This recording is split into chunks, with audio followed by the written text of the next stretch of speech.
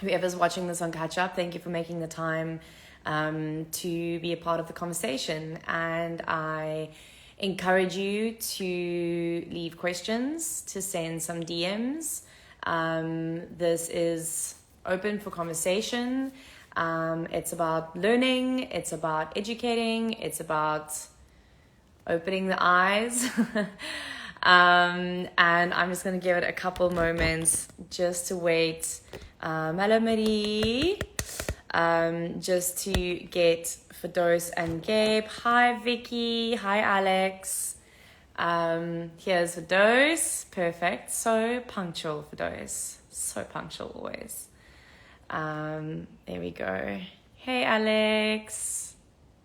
Next week, so I have to see you. Woo! Got to set up a time. All right. Hi, babe. Hi, Kathleen. Had Hi, a day. lovely.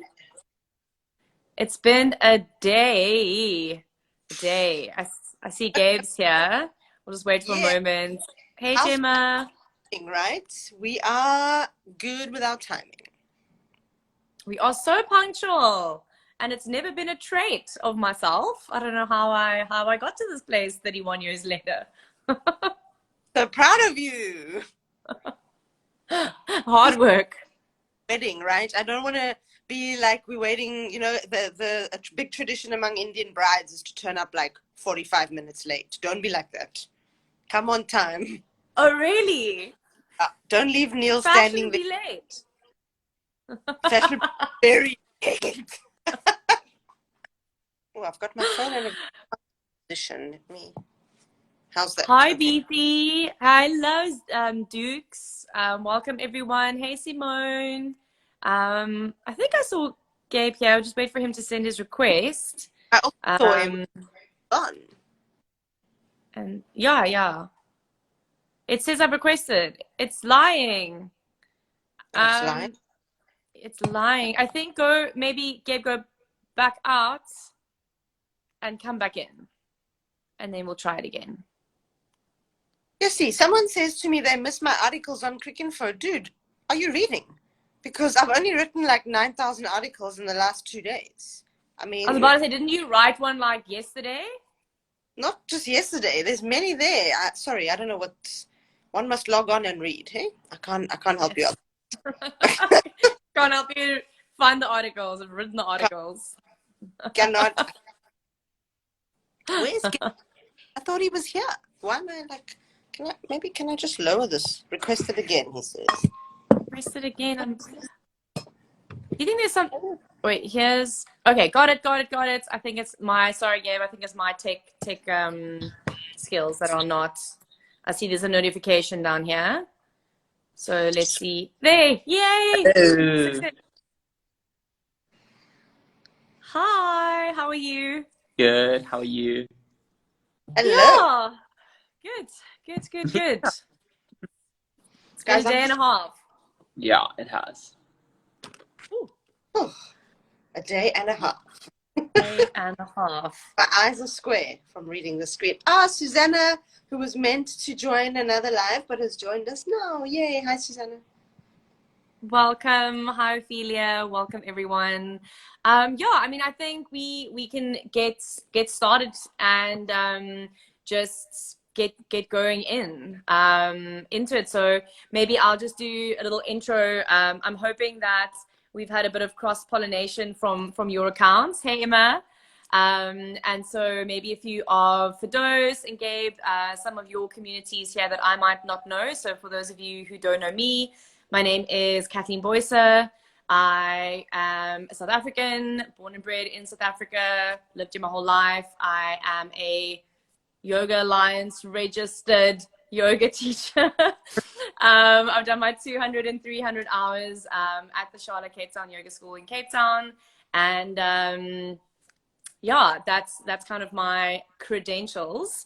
But my passion in teaching yoga and I guess offering yoga as a tool to my students, to friends, family, to my community is really based very much in mental health. I honestly believe that yoga not only changed my life, I believe that it saved my life.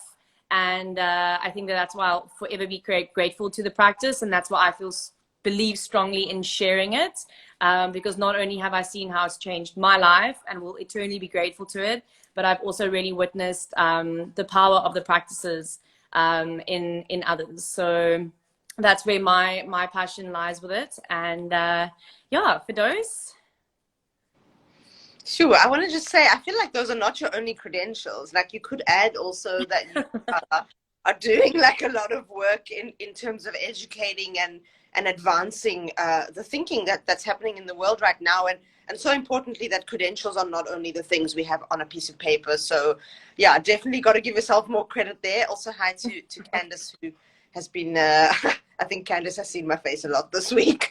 But yeah, I mean, I'm Firdose, and to follow your formula, I'm a third generation Indian living in South Africa. I'm a cricket writer, which is why I'm feeling a little bit exhausted today. We've got a lot of racial issues happening in cricket. We're currently having what we would call the TRC of cricket, so social justice and nation building hearings, where we've got people testifying about their experiences. And much like the topic we're going to be discussing, cricket is a sport of empire. It came with colonialism to India, to South Africa, to the West Indies, to other countries which I'm not going to name. And yeah, it's been very dominated by a white elite, which is also what we're going to be discussing. So I guess everything in my life is kind of the same. I talk about the same things a lot all day. But I am also a yoga teacher. I have a master's degree in the traditions of yoga and meditation. Very excitingly, actually, I've just received my ethical clearance for my doctoral project at the University of Cape Town. And I've also just lost the internet, which is not good. Oh, we can still hear you at least. Oh, okay. Well, I'm back now. I lost the internet. Okay, now you're gone. Damn. We have to sit.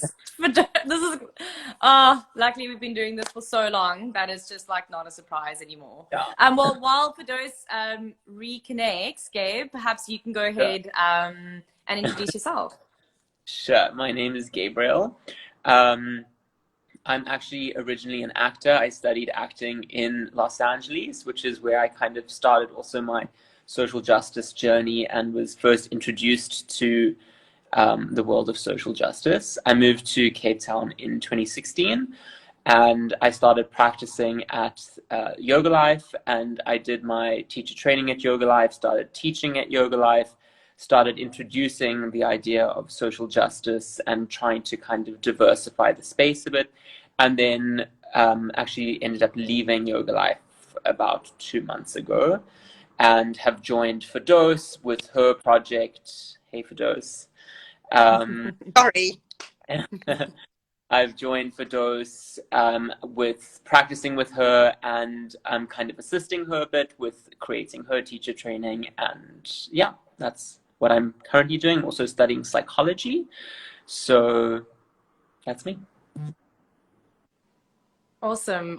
Thanks, Gayb, and thank you so much for your time and for being here. I know you've also had to show your face quite a lot this week.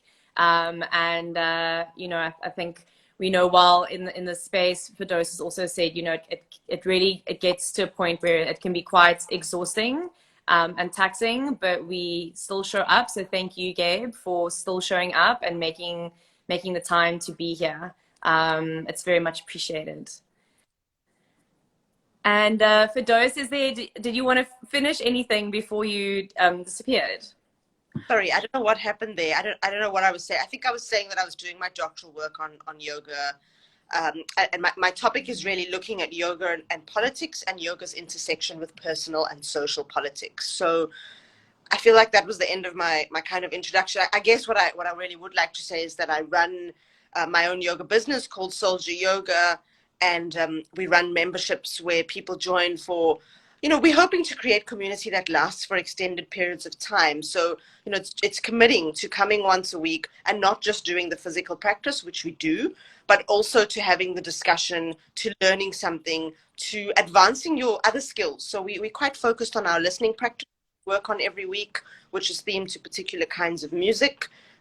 One of my dreams when I was much younger was to become a musician and be involved in the musical industry, but I'm going to spare people all of that and just play the songs from the from the iTunes, or I don't know if you can say iTunes, from the device. Um, and we also will, Kathleen, you've been part of it. We run the book club. We try to interrogate and really encourage critical thinking and really encourage conversation, because, we can't have these discussions if we're not talking to each other. So I've been really excited to see that this week people have wanted to engage in the conversation. It's uncomfortable, which I think you've both said. It's difficult. It's exhausting also, but without it, we're not going to change anything. We can't operate in silos. So I'm grateful to both of you for showing up, for being here, and for having this debate with your communities, which is really where I think it needs to happen. Absolutely. I actually, I have I was sitting and I was reflecting on kind of what are the talking points, and what, how should this conversation go? Because, and it ends up being very organic. And I basically came to the bottom line of, I think we need to start with cultural appropriation for dummies, and just state, and Firdose, if you'd do the honors of just explaining again, which I don't think actually you can literally, Gayb was saying in your chat last night with Yogis in Color, Google it, pick up a book, watch a video, the information is there. But for those, seeing as though we have the information at our fingertips right here, and we have you, if you'll please just maybe shed a little light on, what is cultural appropriation? So, Kathleen, I tend to use, when I'm teaching, and I teach this in every teacher training, a definition by Richard A. Rogers. It's a 2006 definition. It's from a scholarly book. It's basically burned into my brain, where he states that cultural appropriation, first of all, is inevitable. It happens when cultures mix. It happens when people with different ways of living, different ritual practices, different symbols come into contact with one another. And at its essence, this is not a bad thing. It results in what we would call multiculturalism or interculturalism, where we start to borrow ideas from each other and we start to develop new kinds of hybrid cultures. The problem comes in when you've got a dominant culture which is taking from a marginalized culture. And essentially, in the world that we are operating in, that means when you've got a culture steeped in whiteness, so, very much like what we're seeing in South Africa, where you've got, one kind of, even though the majority of our population is not white, we've got these aspirations of whiteness, and that happens with colonized countries, taking from the places that were colonized. So whether it's Indian culture, whether it's African culture, and I'm using these terms broadly, there is no one Indian culture, there is no one African culture. It's also about recognizing the nuance. So taking from that, potentially misrepresenting it, potentially trying to make money off it, potentially then causing harm to the people from whom it's taken. And that's really the kind of appropriation we want to be talking about today. Because in general, enjoying something from another culture is fine. I think there are lines then along the way, it's like a step ladder, and the higher you go and the more lines you cross, the more kind of risks you run of doing the wrong thing. So if I was to define it, that would be the way I would explain it. Thank you. Gayb, I'd love your input on that. Sure. I was actually going to say, Kathleen, you said at the beginning, cultural appropriation for dummies, but to be honest, it sounds simple, but it's not that simple. It's quite a complex idea, right? And there are a lot of nuances to it. There's a lot of questions. There's a lot of intricate things within cultural appropriation, which makes it tricky, which makes it it's a difficult thing. And sure, we can there's some obvious ones that we know about, but even yoga is cultural appropriation. Just for us to do it, for us to teach it, for us to be white people teaching yoga is cultural appropriation. So there are a lot of blurred lines, there are a lot of gray areas within it, and I think as yoga teachers and as a yoga community, it's so important to then talk about it, to then have discussions around it, to kind of figure out, okay, well, if we are taking this culture, how can we honor it as much as we can? How can we really have all of the information that we can have and honor the things that we're taking, so that we don't appropriate it, we don't use it, we don't bastardize it. Just Absolutely. And yeah, and it's something that I have said to Firdose quite often in our talks in book club, etc., is you know, I think especially as white people, the whole concept of white savior and having good intentions is that your good intention is not necessarily good for someone else. And by using, I did it out of a, you know, I didn't have bad intentions. It was a good intention. You know, there were no bad intentions when I did it. Like that's not going to make up for the damage or the hurt or the pain that you've already caused with your good intentions. And so for me, I've really been pondering, especially in the last couple of days, reflecting on my own role as yoga teacher, and you know, even I work for quite a big fitness company, and I'm the yoga teacher there, and it's been a battle for me back and forth to monitor myself in how I use my language, in how I speak about the practices, in how I educate people in where it comes from and why I'm teaching it. I think that that's very important. Not taking, you know, as a white person, not taking ownership over the practices. It was something, you know, I think the three of us can kind of agree.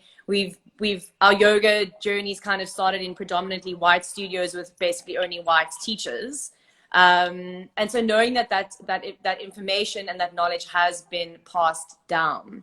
And so for me, what's been really tough is this deciphering, how do I communicate? Because sometimes, sorry, I might babble a bit here, you know, for those knows, Gayb, you don't know me yet, but I kind of like, sometimes I go a little off stream. But for me, and this is just a personal share that I've been going through this week, is do I start eliminating the word yoga out of what I'm teaching because I'm not, you know, from yogic heritage, you know, and I'm not going to use Indian heritage because as Firdose has been teaching us, yoga has so many different backgrounds, but I'm not from a yogic heritage. Or do I honor the practice? Do I honor the traditions and put the name in the front and center and be transparent and say, this is what I'm teaching and this is what I've learned. This is how I've learned it.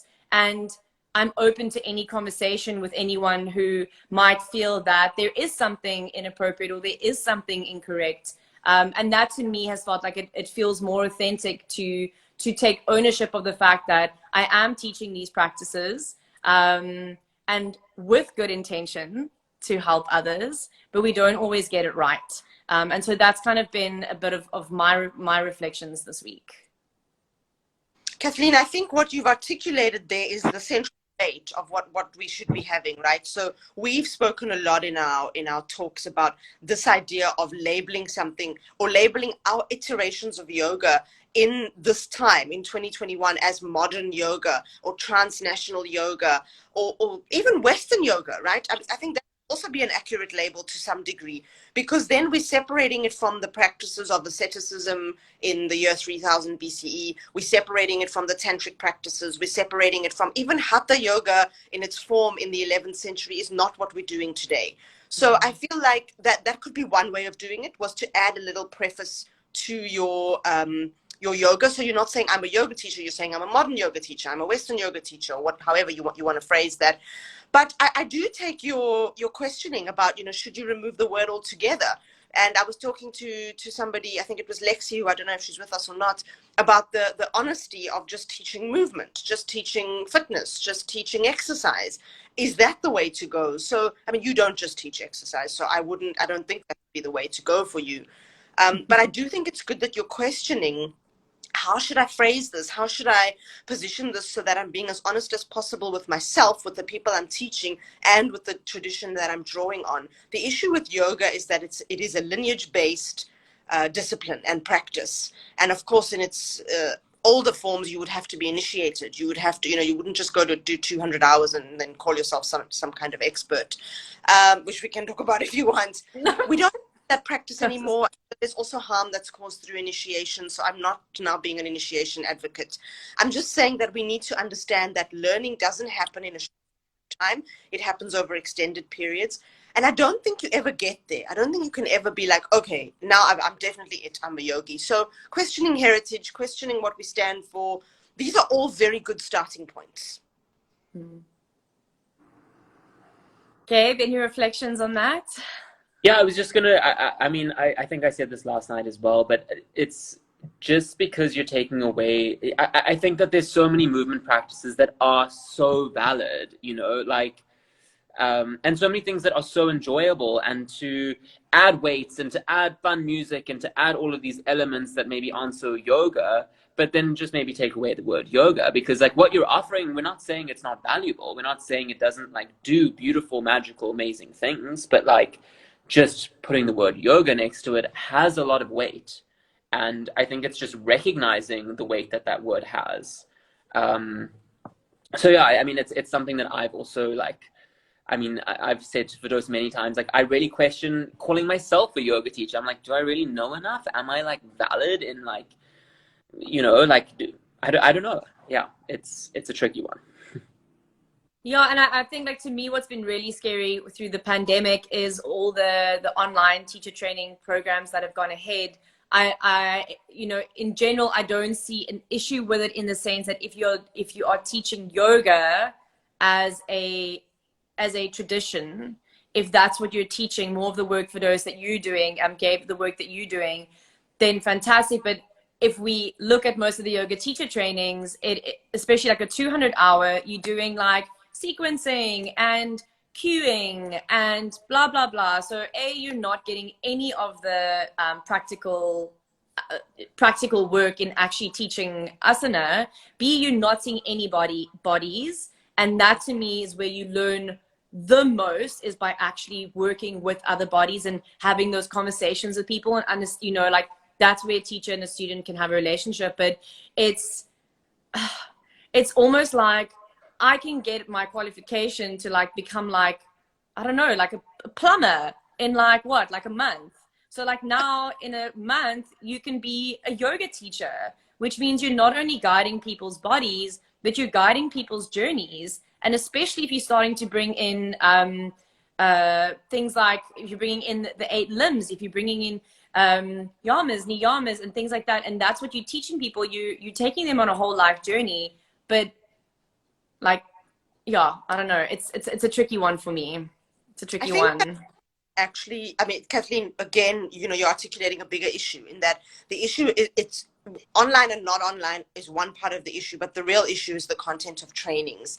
And we spoke about it, or we've spoken about it forever, I guess, that Yoga Alliance, which we were both registered with, which Gayb is registered with, which I more than likely our training will be registered with, because credentialism is important to some people, and we don't want to price ourselves out of a market that, for me as a teacher of color, is already quite difficult to get into. So I'm not saying I agree with Yoga Alliance. I'm just saying that there is a very, because I live in 2021 and I also have to earn money and I also have to eat, you know, I've got to be able to do certain things which I don't maybe necessarily agree with in terms of running a yoga business, which I don't even like that word.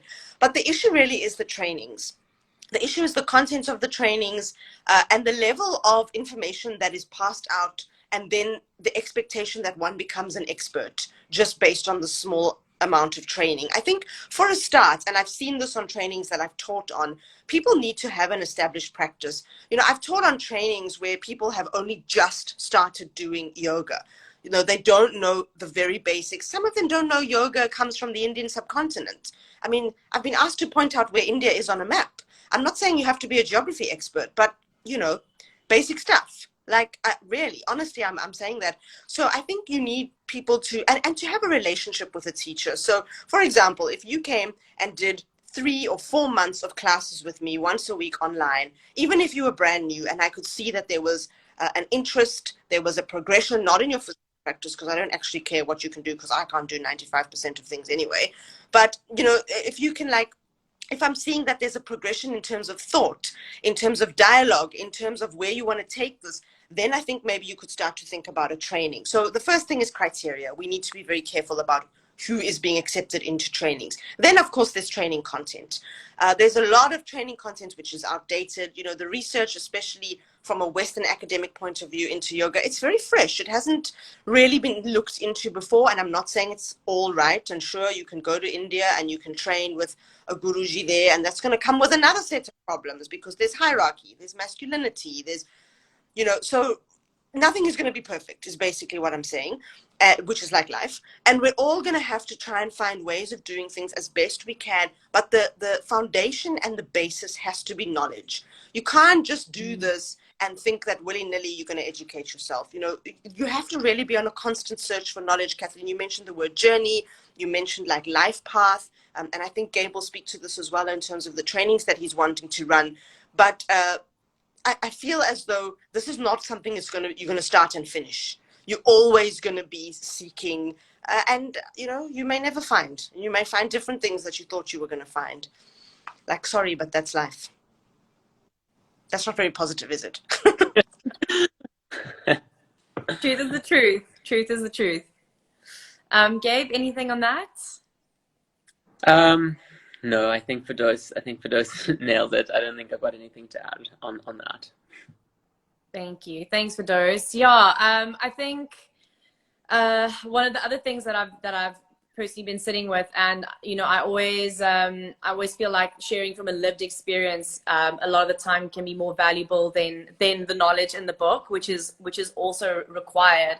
But what I've also been sitting with, and I'd like both your insights on this, is looking at something like cultural appropriation, looking at racial injustice, and looking at the dynamics of that in the sense of IQ, in the sense of EQ, in the sense of the level of consciousness, not only within individuals, but within groups. And feeling sometimes like you can flip Firdose. I mean, I can give someone one of your doctoral papers to read, and just because they have the IQ to understand what's written there doesn't mean they've got the ability to, like, I was trying to get the word earlier. In Afrikaans, it's called begrip, but I can't think of what the English word is. It's basically like you can read something and you can understand it, but then you can read something and you can know it and you can understand it. And like how you can understand you can read between the lines, you can understand the context, you can understand that it's coming from the writer's perspective. And I think that is so important right now, is that with something like cultural appropriation, is it doesn't actually matter. It matters, but bottom line is, if someone is telling you, this is not okay to me, this is hurtful to me, this is not cool, I find this really offensive, and it's not offending me because, like, I don't know, you're keeping me up at night and I want to go sleep. You're offending my culture. You're offending my soul. You're offending my roots. And so I don't really care if you really understand it that much or not, but there's a lack of empathy. There's a big lack of empathy. And then to me, that goes, that's not an IQ problem, because you get people sitting up really, really high in big academic positions, in big companies or whatever. They're super clever, but there's no EQ, there's low consciousness, and there's no empathy. And that to me is where I struggle a lot when I'm trying to have these conversations in mostly white spaces, is that they're to me, when I hear the comments, I'm like, this to me is not even just that you're dumb, maybe, but maybe because there is a lack of empathy. Yeah. Kathleen, you know, I really want Gayb to respond to this, because I think this is exactly the thing that he's been dealing with over the last couple of days. And see, I can't help you with Afrikaans, but I think we got you. I see here Taryn's got us comprehension. Thank you, Taryn. Alex, integrated understanding. Thanks, guys. Yeah, there's your. But Gayb, maybe you can speak to exactly how you've been trying to do exactly what Kathleen has just articulated. Absolutely. I think, you know, social justice, and to understand these things, it's hard work. It's really, really hard, because you have to, as a white person, like, go inside and look at the ugly things that you don't want to look at and be like, oh, am I a little bit of a racist? Like, oh, maybe I am. And then, like, have to face that and deal with that. And, you know, I've been on, like, a whole journey of trying to teach white people about social justice, and to teach, you know, people who just have no understanding. And I think for me, I've learned the best way to do that is, and it sounds like really lame maybe, but is like to do it as softly and gently and compassionately as you can. And it's so frustrating sometimes, but it's really the only thing that works. You know, if I think about like my parents, for example, I saw that they're actually on this live, but they won't mind me talking. My mom's going to watch this as well. When I first came back to the States, I was so angry and I had so much like, fuck you guys, you know, you don't understand this, and blah, blah, blah. And like, it just didn't work, you know. They just got angry with me, I got angry with them, and it just like, we didn't communicate. And like, now I had coffee with them earlier today, and I was like explaining it to them, and my dad was like asking me questions, and I was explaining, and he was like, I don't know if I get that. And I was like, well, let me, you know, get into it a little bit. And it's like, you have to do it really like compassionately. And that's also why I tagged Yoga Life, to be like, please will you guys watch this, because they all know me. They know that I'm not an angry person. I'm not a violent person. I'm not like running around the streets being like, fuck you, Yoga Life. Not at all. Like, in fact, everything I've said to them is like, I love the place. I love the people. I love what they do there. But they're not listening. They're not understanding. And I would really love them to like take the time to read a book, to listen to what we're trying to say, to like, you know, this is what they always preach there, is to like sit in that uncomfortableness of like, fuck, I did something wrong. Like, I let people down. I offended a community. Like, I can't do that. How do I learn from that? How do I grow from that? How do I like sit in that uncomfortableness and acknowledge it so that I can like get out of it and I can learn from it and I can grow from it? And I'm not gonna lie, it's hard work, and it's not Firdose's job to do. It's not people of color's job to do. It's our job to do, because it's a white problem. You know, it really genuinely is a white problem. Gayb, I just want to add, actually, because you were speaking, and I see we've got a comment as well about anger, and you and I were talking the other day about anger being quite a powerful motivating factor. And I think this is where you've made the distinction so clear. I think as white people talking amongst yourselves, you can display the compassion, the empathy, and the understanding. But to expect that same level from people of color who've been hurt, I think is unreasonable, because, which I think you've articulated in any event. And I don't think that there was a lot of anger in the beginning. I think in the beginning, people pointed out to, and let's just say Yoga Life in this instance, and I want to reiterate this, and I'll reiterate it forever, Yoga Life is not the only institution that it has the problem. We have people on this live who are part of the problem. So people who are part of the problem need to start recognizing that they're part of the problem. And Irene is right, that definitely the victim does not have to be calm. I agree with you that shouting achieves very little. You know, I've heard shouting in cricket for 34 years since I was born, basically. And it hasn't made a difference, right? We've still got situations where young black players are staying under the staircase in the gym or whatever was the thing yesterday. But I do think that there needs to be an understanding that people, and I think this is maybe South Africa is a place where we'll see this really come to a head, that there was a lot of forgiveness. There was a lot of there was a lot of olive branching, you know, in the 90s, in the early 90s. And it buried a lot of the hurt. It buried a lot of the pain. It buried a lot of the anger. And now that the itch has been scratched, we are really seeing, and the inequality remains, people are furious. And they have every right to be, because people in this country don't have running water. People in this country don't have electricity, and they don't have jobs. And I feel like obviously we're not at that level when we're talking about a culture, but we're talking about an emotional journey. You know, the population of India, or the population of the Indian subcontinent, was colonized.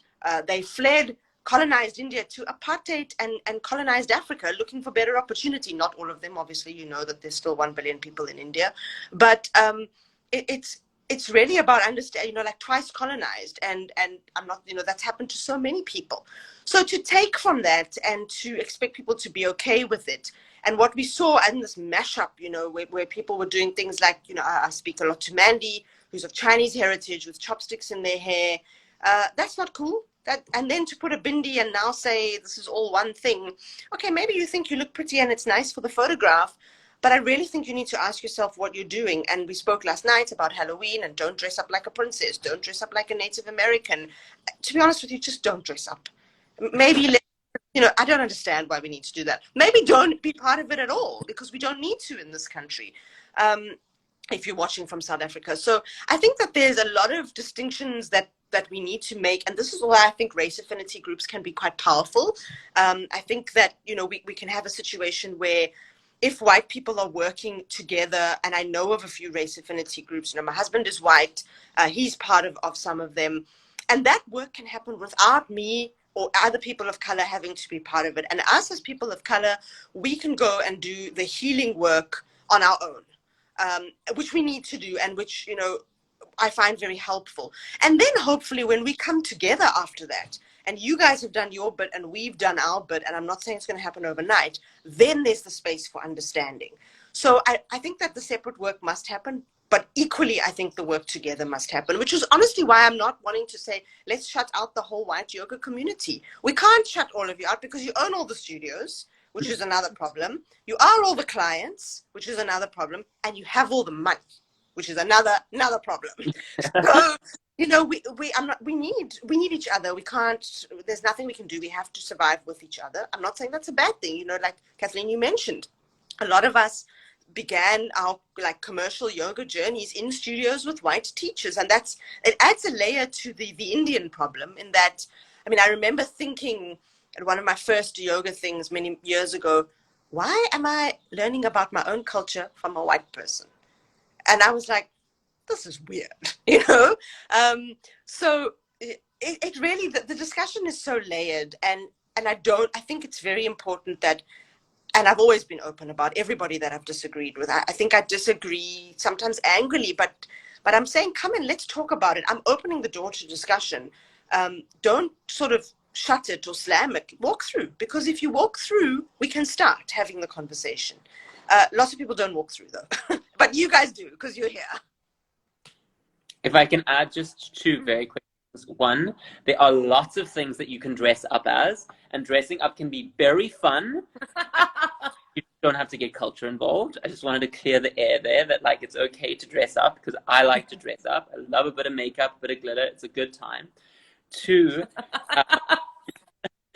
is I think the other really important thing for white people is to just have the courage to speak up and to say things. You know, it's hard and it's scary, I know, but like I also know a lot of the people at Yoga Life, because we're using that as an example, who said to me like, oh, I didn't think it was a cool theme, I thought this, I thought that. It's like, well, then have the courage to say something.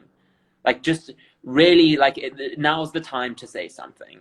We can no longer just like turn a blind eye because it's where we work or because it's where I make my money, or it's, you know, it's like, it's time to have a bit of courage.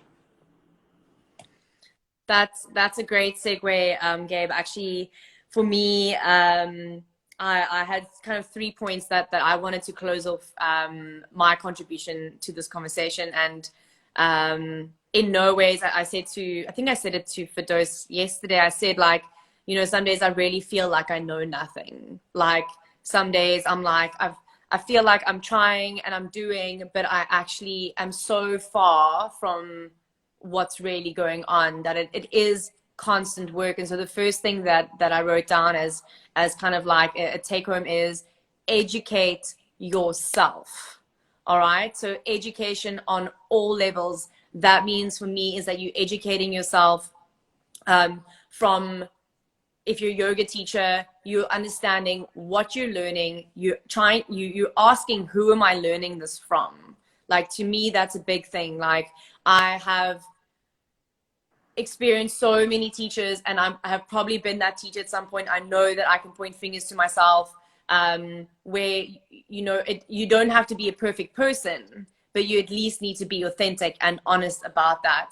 And so that's number one, is to educate yourself. But I think on a deeper level, as white people, is that you need to start digging a little bit deeper inside yourself. And that's where, like where Gayb said, that's where it starts to become hard.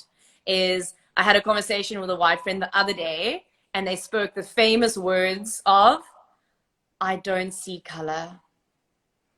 And like Gayb said, then all you go is, I think you need to reflect on why that is. I think you need to go home.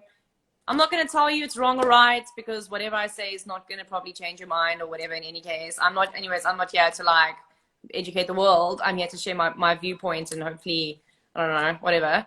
But educate yourself and go into a deeper level. Start asking the questions of why. Start asking the questions of, if you are a white person and you walk into a space and there are predominantly black people in the space, how does that make you feel? And can you reflect on that? And can you maybe start to have more of an understanding of the broader picture? So education is a big thing for me. And then another big thing for me that's been really, and I always say like, oh, shame, Kathleen, it's so hard, you know, being a white person with all your privilege and shit. But the honest thing is that it is hard when you are a white person trying to do this work in mostly white environments with a lot of people who are not trying to do the work.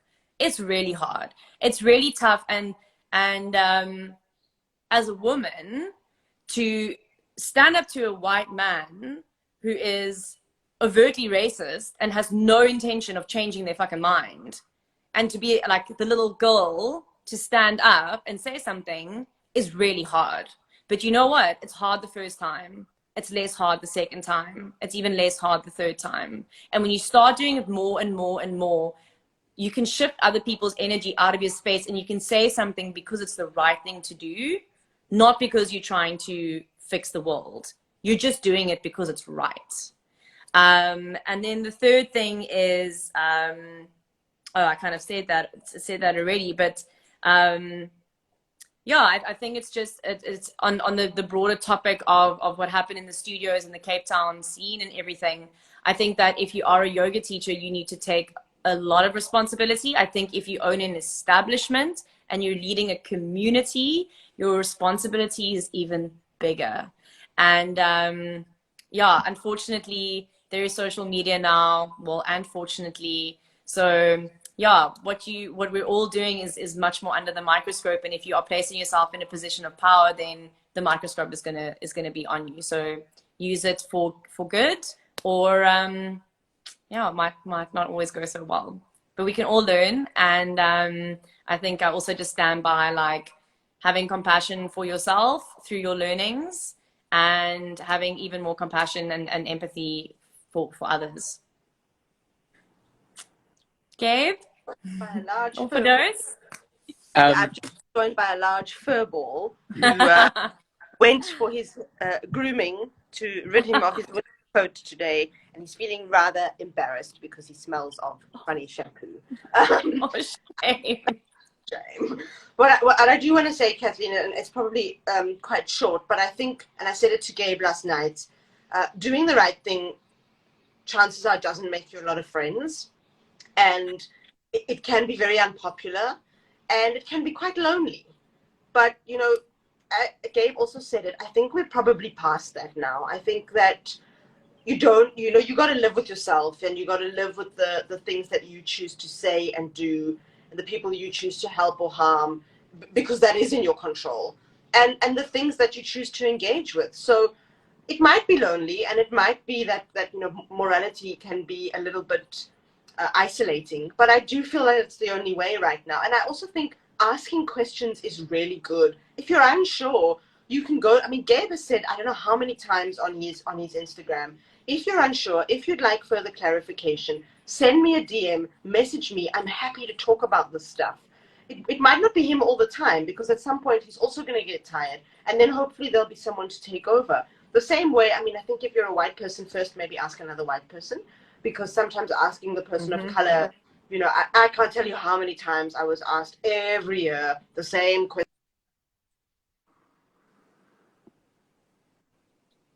So, I mean, no, seriously, let us try and understand these things.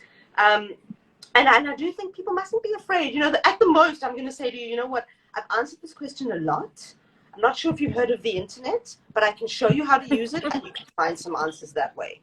So I do think that there are a lot of people with really good intentions, but who are going to make really big impacts when they engage in this discussion. And you guys are two brilliant examples. I think you're doing a lot in white communities. I think you should keep doing it. and hopefully you won't get tired. And I also, which was said last night on Yoga in Color, which I've said with Anesu when we've spoken on the Nest Space, and Vanessa as well, another great way of doing things is to support studios of color, teachers of color. You know, money talks. I don't like it. I really don't like it, but it does. And so I really think that if people want to really make a difference, talk with your wallet. Go to teachers of color. You know, they are very few compared to what there are white teachers, especially in Cape Town. But look for them. You know, contact some of us. We'll point you in the directions that you want to go in, and support us and give us the leg up so that we can keep doing this work.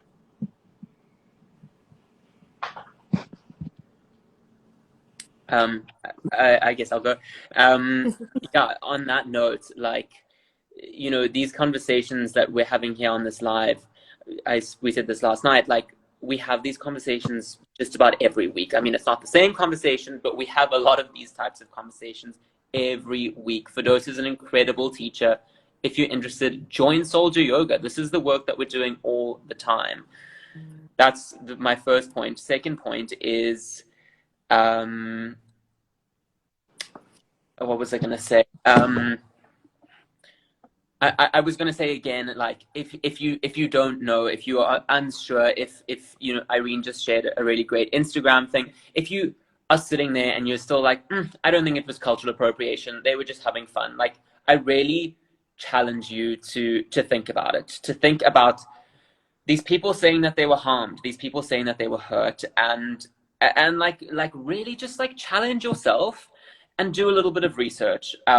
And again, if you still don't understand, if you've got questions, if you want to talk, I'm putting myself out there. I'm willing to take questions. I'm willing to talk about it. I've done a lot of this work. I've read a lot of books. I'm still learning. I'm still growing, but I'm willing to share what I do know with you. And my last point was, Kathleen, you know, you said, like, and I agree with you, like, it's exhausting to do this work. It's really tiring. It's really lonely. But I think something as white people we need to remember is that this is something that is a choice for us. We can step out of it whenever we want because of the color of our skin.